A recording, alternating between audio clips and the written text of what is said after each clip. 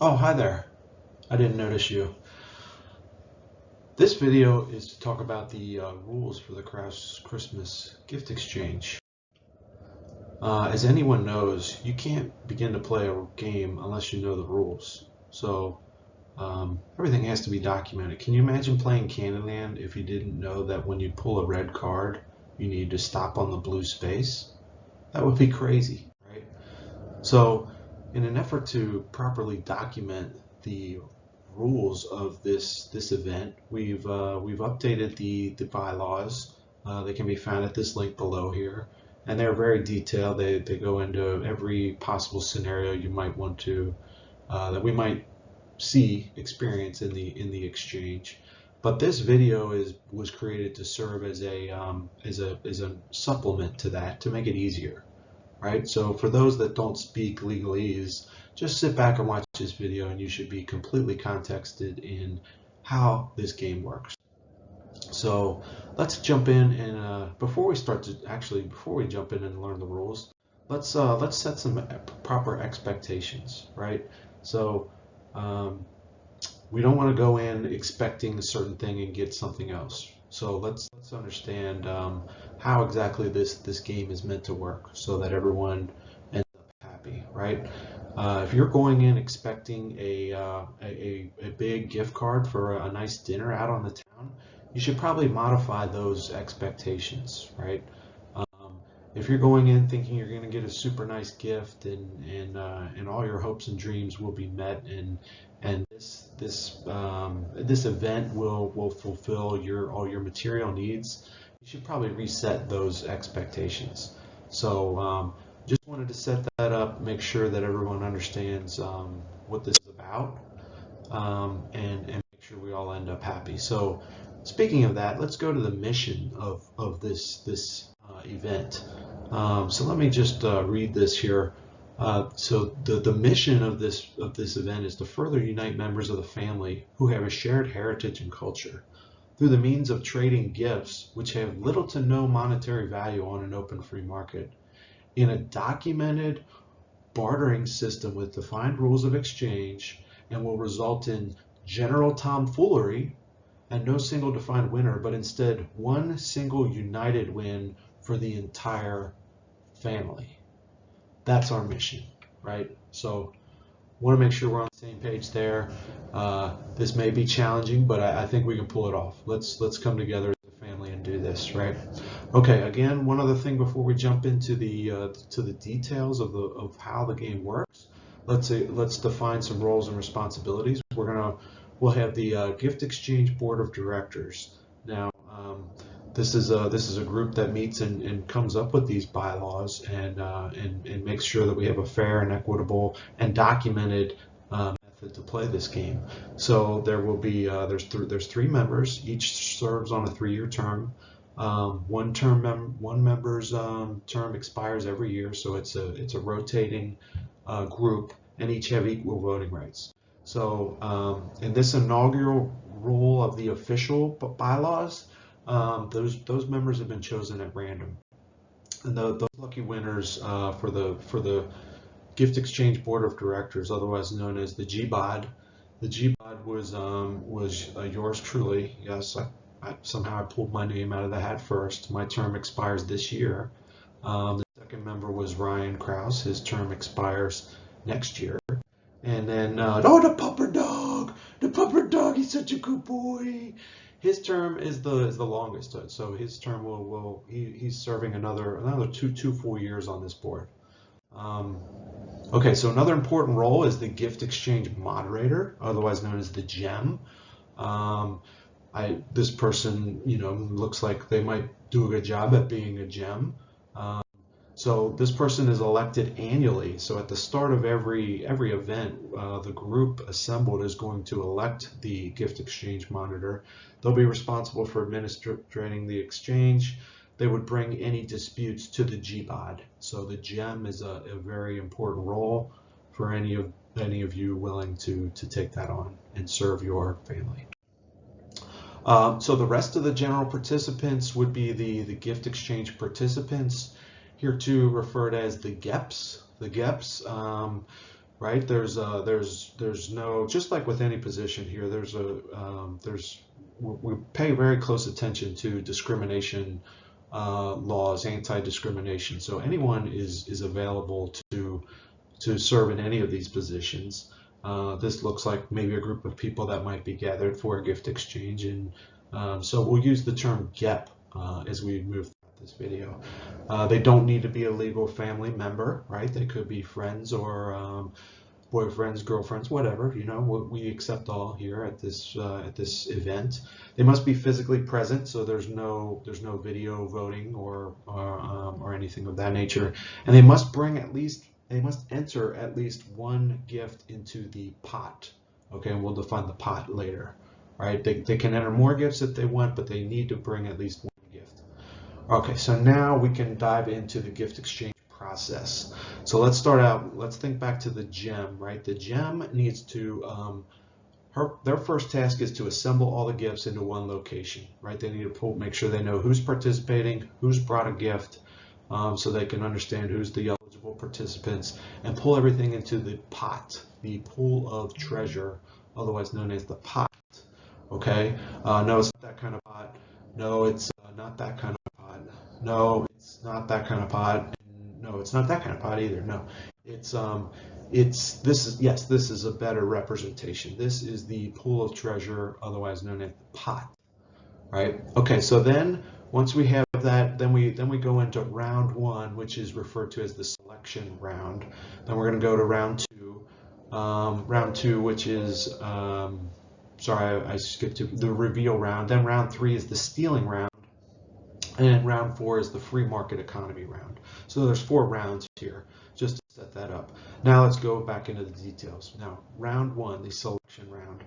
The first step is the gift exchange moderator is going to randomly assign draft positions to all of the gift exchange participants. So the gem assigns positions to all the JEPs. The gem also needs to ensure that the JEPs have brought the proper number of gifts. So as a simple math here, the number of GEPs must be greater than or equal to the number, less than or equal to the number of gifts in the pot, right?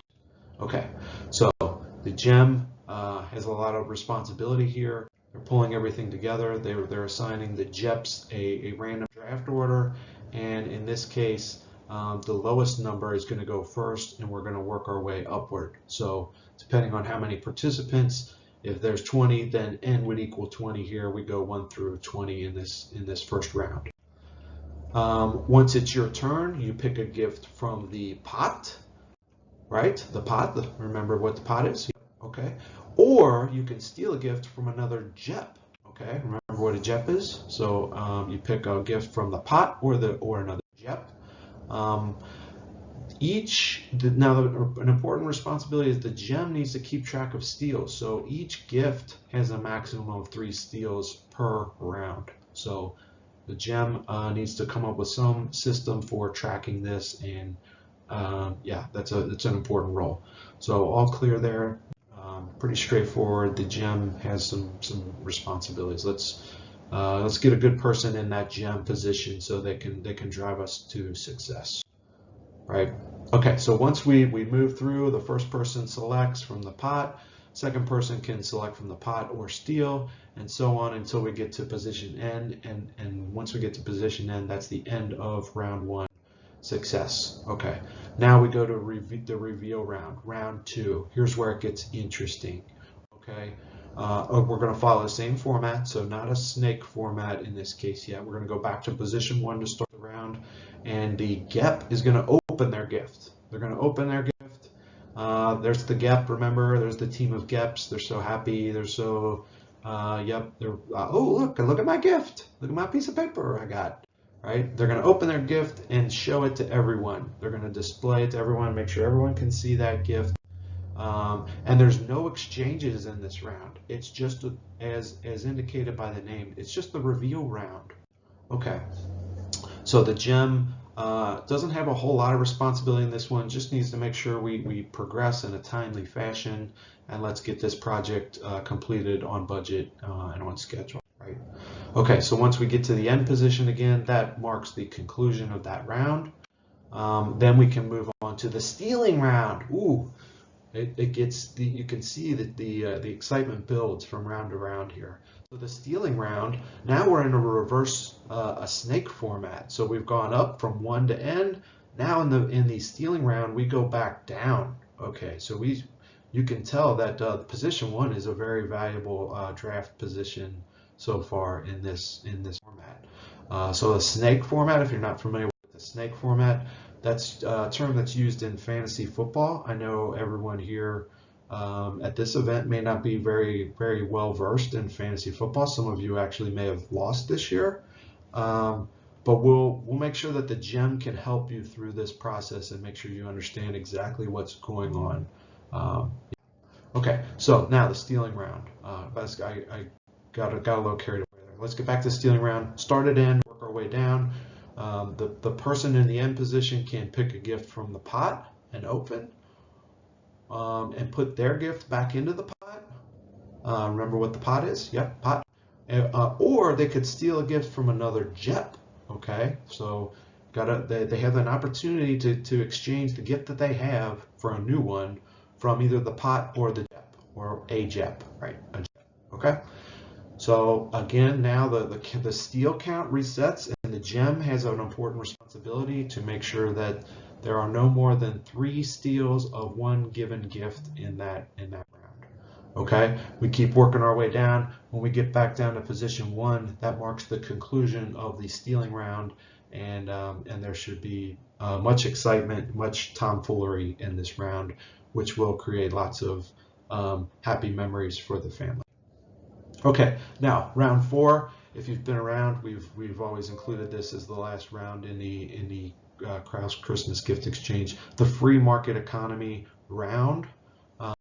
So this is kind of based on the American system of free trade.